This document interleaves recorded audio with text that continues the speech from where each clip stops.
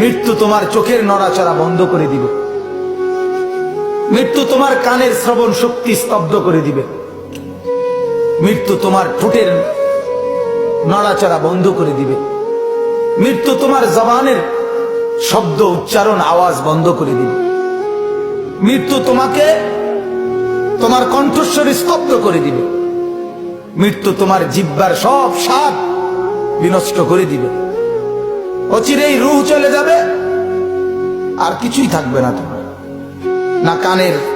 শ্রবণ শক্তি, না নাকের ঘ্রাণ শক্তি, না চোখের দৃষ্টি শক্তি,